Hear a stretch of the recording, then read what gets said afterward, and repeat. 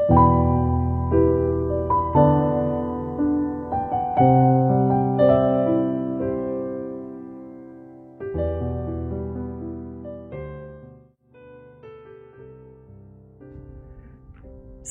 setia Gowori yang dikasihi Tuhan, Shalom. Hari ini adalah Selasa 11 Juli 2023. Kita merayakan peringatan wajib Santo Benedictus Abbas.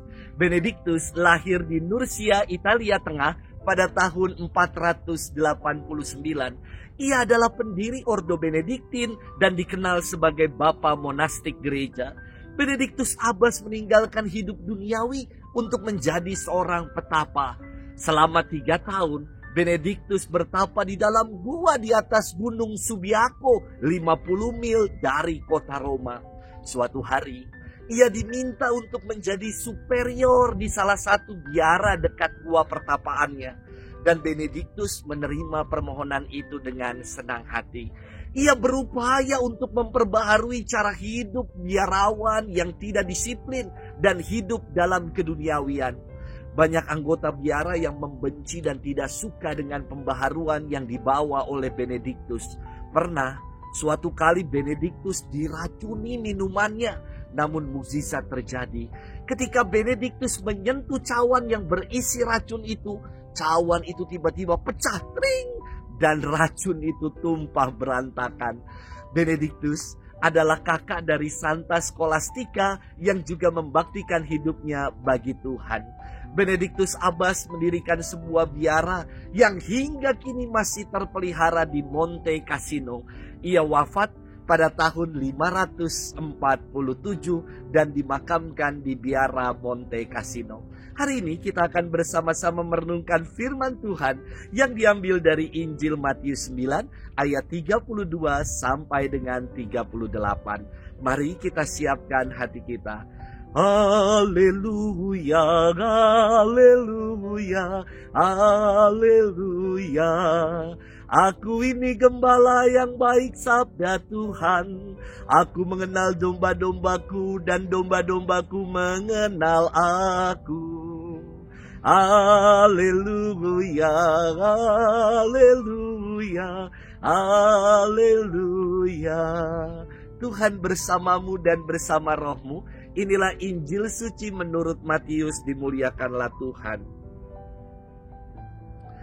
Pada suatu hari dibawalah kepada Yesus seorang bisu yang kerasukan setan. Setelah setan diusir, orang bisu itu dapat berbicara. Maka heranlah orang banyak, katanya, hal semacam itu belum pernah dilihat orang di Israel. Tetapi orang Farisi berkata, dengan kuasa penghulu setan ia mengusir setan. Demikianlah Yesus berkeliling ke semua kota dan desa. Ia mengajar dalam rumah-rumah ibadat dan mewartakan Injil kerajaan surga serta melenyapkan segala penyakit dan kelemahan. Melihat orang banyak itu, tergeraklah hati Yesus oleh belas kasih kepada mereka, karena mereka lelah dan terlantar seperti domba yang tidak bergembala. Maka kata Yesus kepada murid-muridnya, tuayan memang banyak, tetapi sedikitlah pekerjanya.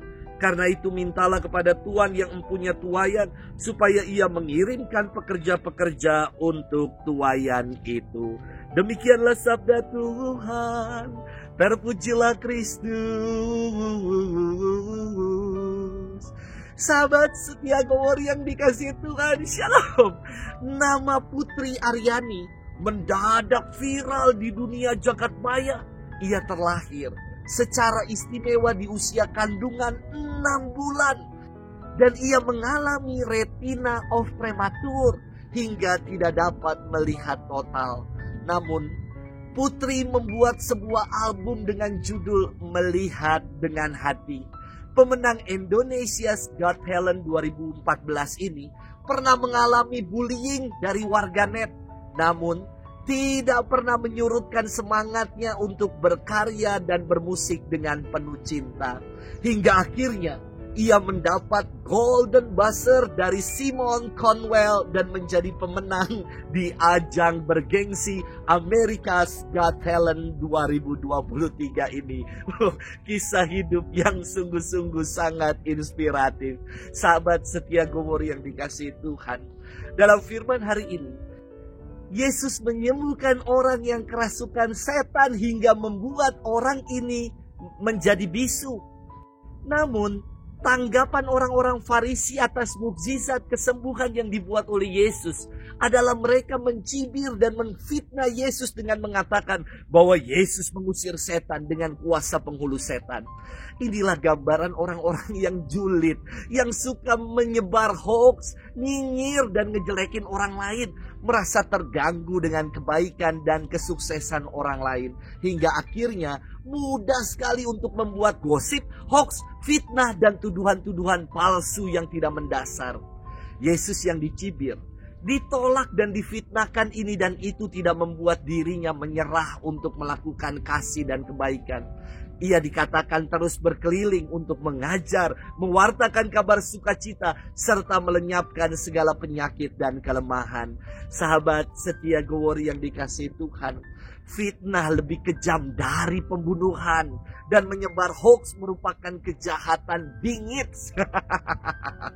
Mari kita jangan menjadi pribadi-pribadi yang jahat, pribadi-pribadi yang menjadikan mulut ini bukan menjadi berkat tetapi menjadi kutuk bagi orang lain.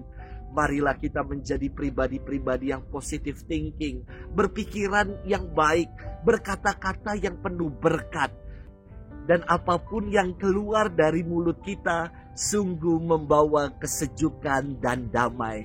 Sudahkah kita menjadi pribadi-pribadi yang demikian itu? Selamat bermenung.